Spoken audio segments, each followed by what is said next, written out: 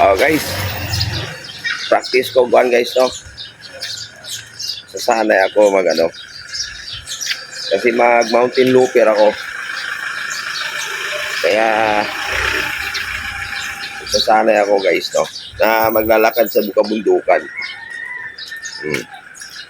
Mountain looper. Samantala, nag-practice tayo dito muna tayo sa bahay. Ito yung service natin.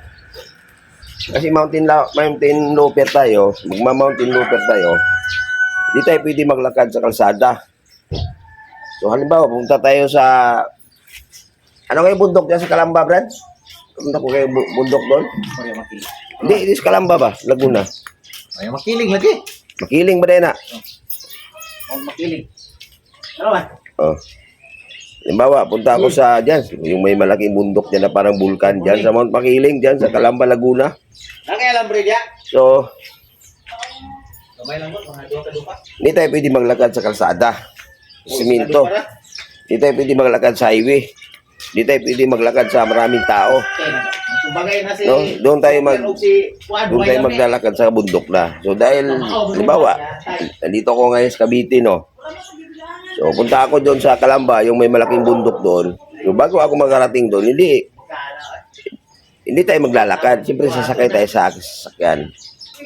Maybe magmotor tayo, yan, mag-rider tayo. O di kaya magkutsi tayo. O di kaya magpasama tayo doon sa kasama ko na may inuba.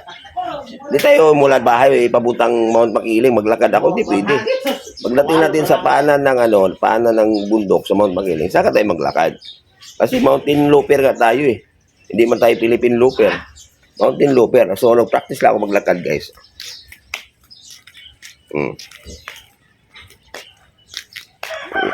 Ikutin ko. Pupuntahan ko lahat ng kabundukan sa Pilipinas.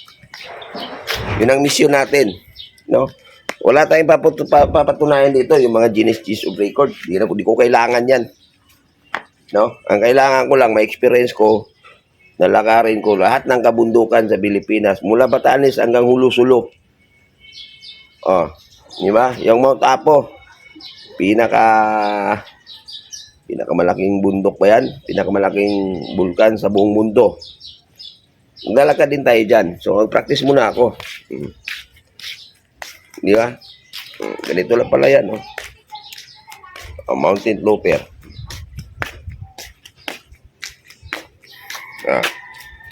So, yun baka mamaya sabihin nyo, baka mamaya sabihin nyo. Ito ba yung mountain looper na nakasakay ng motor o di kaya nagkutsi? Hindi, ganun. Gagamit tayo sa kutsi, gagamit tayo motor pag pupunta pa lang tayo dun sa bundok na lalakarin natin, ikutin natin. So, abangan nyo guys, supportahan nyo ako, no? Mountain looper. Mountain looper. Siyempre, guys, no? Hindi ganito yung costume natin. So, dahil nasa trabaho tayo ngayon, bali, sa linggo, no, o di kaya siguro mamaya, pag makadaan ako sa SM, bibili tayo ng costume.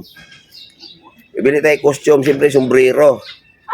Bibili tayo sombrero, tapos siyempre, gubat yan bibili tayo ng mga, yung pang self-defense sa mga hayop sa ma-encounter natin sa kagubatan.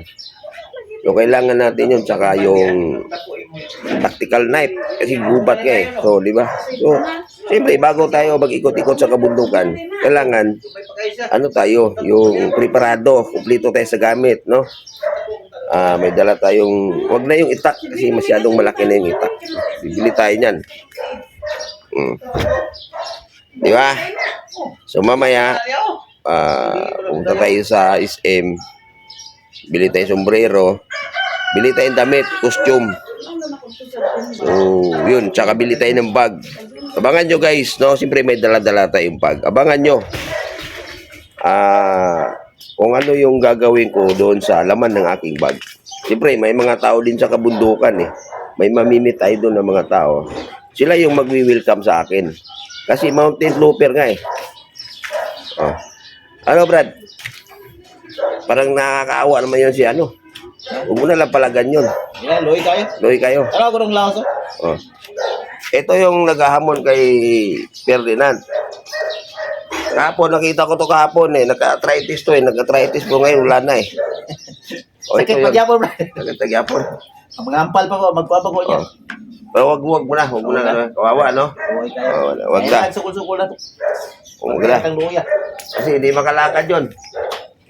Hindi na makaikot yun sa buong Pilipinas. Pagka, oh. Ayan, no? Oh, Ferdinand. Medyo nahimas-himasa na to. Di na siya. Slitaw. Slitaw, tigaya. Ano ba to? Ano, Ferdinand? Ayan. Ito yung makakasama ko minsan pag mag-mountain loper ako. Mountain loper, maglakad-lakad lang naman eh. Ako iba. Sa bundok ako maglalakad, sa kagubatan. Kung saan maraming mga mababagis na mga halimaw doon, mga hayop. No? Yun yung mga challenges na madadaanan natin doon. No? Papakita ko sa inyo kung gaano kaganda. Kung gaano kaganda ang pagka nandun ka sa kabundukan, no? Lalo na sa mga maggubat, no? Malaking bato, malaking puno, no? So doon tayo maglalakad, mountain loper nga eh. So mamaya, binita punta tayo sa SM, binita yung gamit. Building ba yan to? Follow nyo ako and subscribe. Sikot,